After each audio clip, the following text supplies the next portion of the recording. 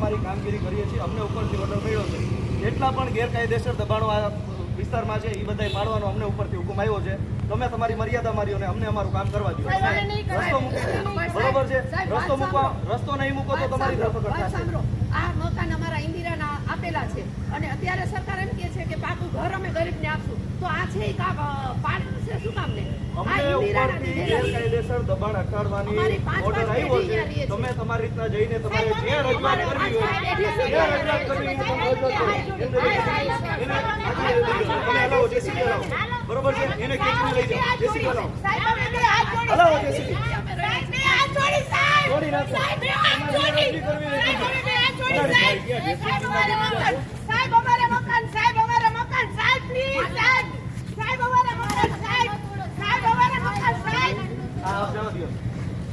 સાહેબ તમને લોકોને છે ને આ રાઈટ નથી। અમારા 5 પેઢીથી મકાન છે, 5 પેઢી સુધી આ ઇન્દિરા ગાંધીએ આપેલા મકાન છે। તમારે જ્યાં રજૂઆત કરવી એ કરજો, અમને ઉપરથી ઓર્ડર આપવામાં આવેલ છે। મકાનની ગેરંટી આપે છે મોદીજી, તો પાકા મકાન માટે અરજી કરી દો, પાકા મકાન માટે અરજી કરી દો। તો આ પ્રચારમાં શું કામ દે છે કે પાકા ઘર આપશું અમે તમને? એમને લઈ જાઓ, બેનને કે એમને લઈ જાઓ। ઇન્દિરાના દીધેલા મકાન તમારે જ્યાં રજૂઆત કરવી કરો। તમે લોકો છે ને મોટા નેતાના હિસાબે આજે જામનગરમાં આ તમે છે ને વોર્ડ નંબર 4 પેલું લીધું છે। 10 તારીખે હાઈકોર્ટમાં અમારી તારીખ હતી। તમારે જ્યાં રજૂઆત કરવી કરજો। બીક લાગે છે તમને, બીક લાગે છે? તમારે જ્યાં રજૂઆત કરવી હોય તમે કરજો। અરે પેટ ભર્યા છે, 100 વીઘાની વાડીઓ લઈ લીધી છે। ઉપરવાળાનો ડર રાખો। હાલો એ બધું લઈ હાલો। બીક લાગે છે તમને, બીક લાગે છે? કેમની નો જોઈ જાણ કરો। इसको आगे करता है वो हमसे डरती है, पुलिस को आगे करती है। मोदी हमसे डरता है, पुलिस को आगे करता है। कॉर्पोरेशन हमसे डरती है, पुलिस को आगे करती है। આજે અમારું બોર્ડ છે અને દર વખતે કહું છું કે આ બોર્ડમાં ફક્ત ને ફક્ત નાટક થાય છે। જોઈ લેસી જોવડાવેલી છે, જોઈ લેસી એટલા માટે આજે અમે એક જે રિયાલિટી આખા ભારતમાં હાલે છે અને જેને એમ કહેવામાં આવે છે કે ગેરકાયદેસર દબાણ દૂર કરીએ છે, તો એ તદ્દન ખોટું છે। કારણ કે અધિકારીઓ કે એ વાત સાચી, પબ્લિક કે એ વાત ખોટી, તો આ વાત ખોટી છે। પબ્લિક એમ કહે છે કે અમે 4 પેઢીથી અહીંયા રહી છીએ, 5 પેઢીથી અહીંયા રહી છીએ અને એ લોકોના જો મકાન પાડ્યા હોય તો એ ખોટી વાત છે, એ દબાણના મકાન નથી।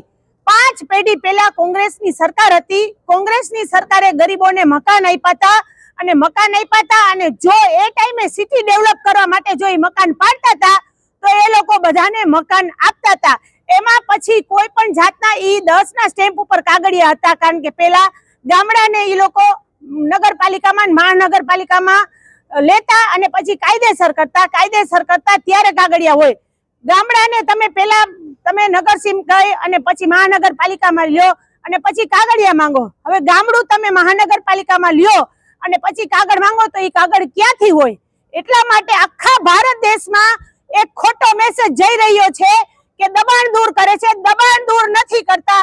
આ લોકો પોતાના જેબ ભરે છે, જે દબાણ છે એ છે, અમે ના નથી પડતા। 50% દબાણ છે, પણ દબાણની વાળે કહેવત છે ને કે લીલા વાહે સુકુઈ બારી નાખ્યું, એમ અમારા આ એક બેન છે જેને ઇન્દિરા ગાંધી ટાઈમે મકાન મળ્યું હતું। મારા દાદા બાપુ સરપંચ હતા ત્યારે અમને મકાન મળ્યું હતું અને એ મકાને પાડી નાખ્યું। એટલે આજ આખા ભારતમાં અમે બધાને મેસેજ દેવા માંગી છીએ કે જેના 4 પેઢી સુધી મકાન હોય, 4 પેઢી સુધી મકાન, તો પ્લીઝ તમે લોકો પણ આ ટાઈપની રજૂઆત કરો। કારણ કે 4 પેઢી પહેલા કોંગ્રેસની સરકાર હતી અને એમાં નિયમ હતો કે તમે મકાન પાડો તો સામે મકાન દેવું જોઈએ। તો અત્યારે જે લોકોના મકાન પાડ્યા છે દબાણ દૂર કરો એવું ખોટું બોલીને, તો એ લોકોને હવે પડી તો ગયા છે પણ બીજું અમે કઈ ન કરી શકી।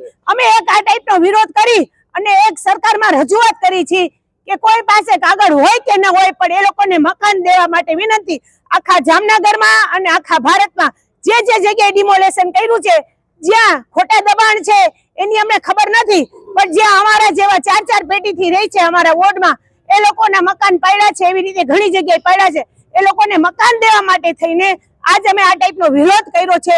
પબ્લિક માટે થઈને અમે આ વિરોધ કર્યો છે।